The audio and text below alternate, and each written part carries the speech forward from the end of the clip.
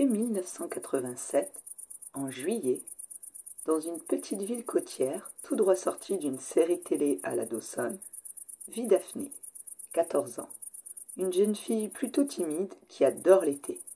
Pour elle, c'est enfin le moment de pouvoir être libre, loin des salles de classe, de pouvoir lire à l'ombre ou profiter du bord de mer pour chercher des coquillages. Au quotidien, Daphné est plutôt une fille solitaire, la tête dans les nuages ou dans un livre. Elle n'avait pour l'essentiel qu'une amie, Sadie, qui partait une bonne partie de l'été chez sa grand-mère et l'autre partie, soit 2 semaines en tout, chez Daphné, ce qui était son deuxième moment préféré de l'été. Le premier étant la fête nationale. Daphné adorait les feux d'artifice. Et cette année, elle avait le droit de rejoindre les autres ados au moulin pour voir le feu. Ce pourquoi elle était particulièrement impatiente, bien qu'un peu stressée également. Ce serait la première fois qu'elle participerait aux jeux et challenges auxquels jouaient les jeunes du coin. Et elle ne pourrait pas y aller avec Sadie. Mais bon, ce n'était pas si grave. Elle lui raconterait tout en détail dans une longue lettre dès le lendemain. Elles avaient toujours voulu y participer, et notamment faire le parcours du Rolling Rock. Petites, elles s'inventaient leur propre parcours, à l'aide d'objets glanés ci et là, de cordes et d'arbres, s'imaginant gagner leur place d'honneur pour assister au grand feu d'artifice. Dans l'après-midi, elle était inquiète. De gros nuages d'orage envahissaient le ciel, et avec eux, la crainte de voir le feu d'artifice annulé. Ce serait bien sa chance si la première fois où elle pouvait aller voir le feu seule était aussi la première fois où il était annulé. Mais heureusement, quelques heures plus tard, le ciel était parfaitement dégagé et la fête allait pouvoir commencer. Daphné prit le chemin du moulin, duquel la vue était imprenable.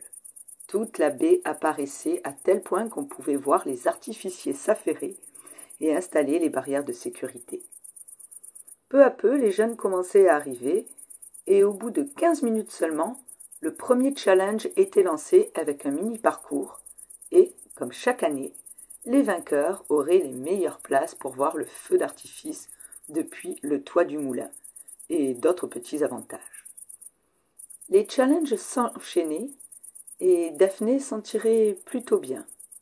Elle s'imaginait déjà la vue du feu et les super détails qu'elle raconterait à Sadie. Mais un groupe, composé de 3 garçons et 2 filles, avait leur idée bien à eux. Ils s'appelaient Arthur, Joanne, Thomas, Carrie et Tammy. Ils étaient un peu plus âgés que Daphné et avaient décidé que cette année, ils gagneraient tous ensemble et ainsi se privatiseraient le toit du moulin. De son côté, Daphné continuait de réussir les parcours sur lesquels elle s'aventurait. Vers 22h30, pour sa dernière épreuve, elle devait se retrouver face à Carrie. Tammy et Arthur décidèrent de corser un peu le parcours et de faire une blague à Daphné pour la déconcentrer et permettre à Carrie de gagner. À ce moment-là, la plupart des participants étaient déjà partis pour se trouver une place pour regarder le feu. Daphné s'élance sur le parcours et au moment de descendre de l'arbre, Arthur pousse un hurlement en jetant un liquide sur Daphné, qui perd l'équilibre et tombe au niveau de la falaise. Elle arrive à s'accrocher à une espèce de cactus.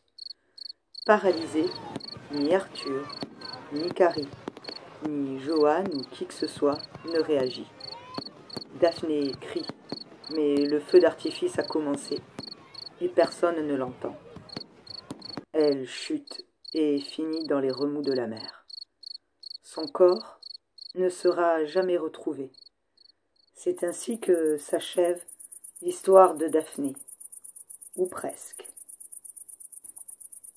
Été 1997. Le mois de juillet a débuté sous de fortes chaleurs, et les préparatifs de la fête s'organisent pour que le feu soit particulièrement réussi, le nouveau maire souhaitant marquer son nouveau mandat.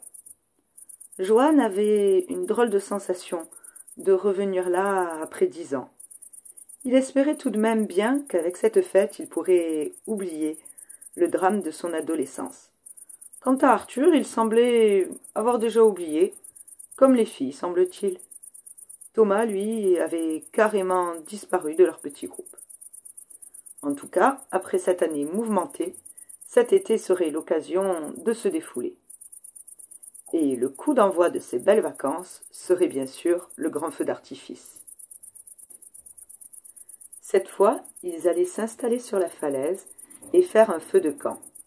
Arthur était chargé d'amener des pizzas, Carrie et Tammy des friandises et de la musique. Lui devait amener la bière.